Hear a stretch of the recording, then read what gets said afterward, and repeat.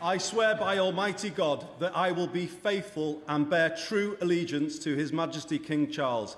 Westminster hasn't been working for people, and it hasn't been working for a very long time. In fact, it is broken. And as a result, the country isn't where it should be. It is stuck in a rut. And it's not all performance now, because all they did for the last few years is just performance. We was underwater. It was Boxing Day. I know the last one, I know this one this time. That was New Year's Day, that one. Well, I remember that. My sister-in-law works for the council. Tomorrow I have some meetings.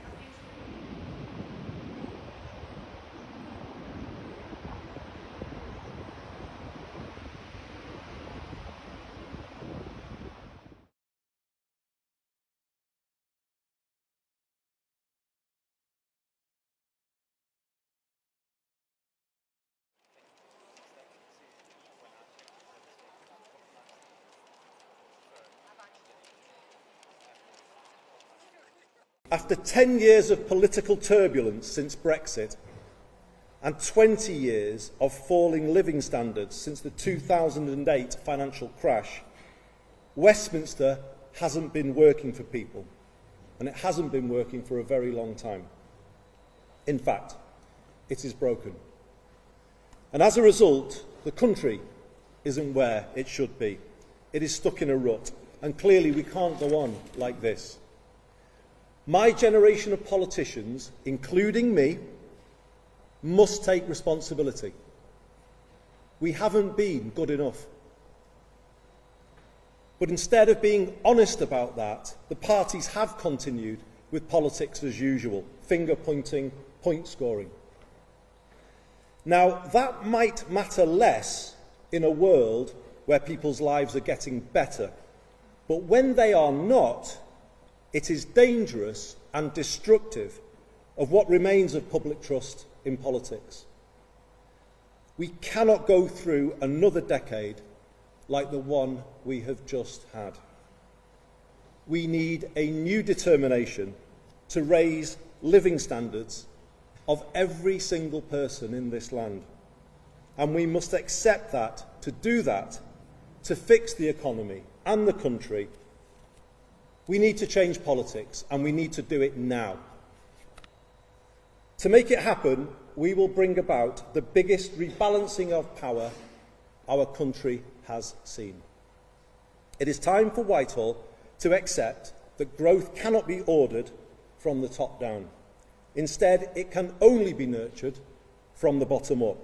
It comes from having the power at ground level to make a real difference, from a clear shared vision that everyone can understand and investors can back.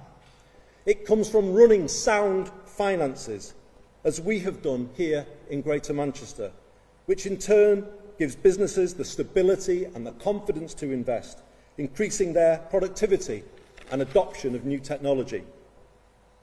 It comes from placing our universities at the heart of local economies, as all the mayors do, and bringing the innovation-led approach through start-ups and scale-ups. It comes from committing to decent infrastructure in all parts of the UK and getting national investors to back the aspirations set by regions.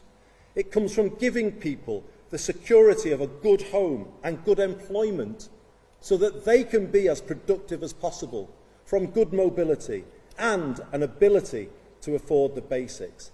And it comes from not leaving everything to the market, but public intervention where necessary, to set higher ambitions for towns, as we did in Stockport, and kickstart the process of change.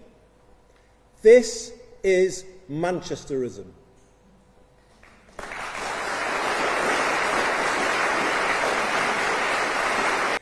It is a vision for good growth and a rejection of the old trickle-down model. Ours will be a 10-year mission to raise living standards across the land.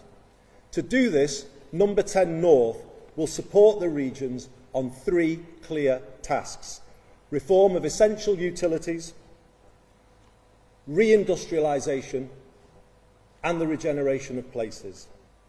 Imagine what things could be like if we succeed.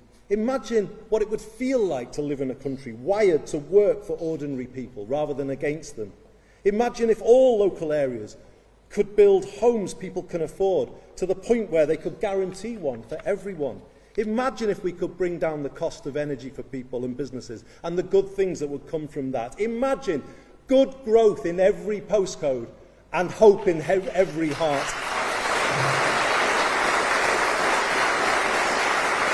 I'll say it again.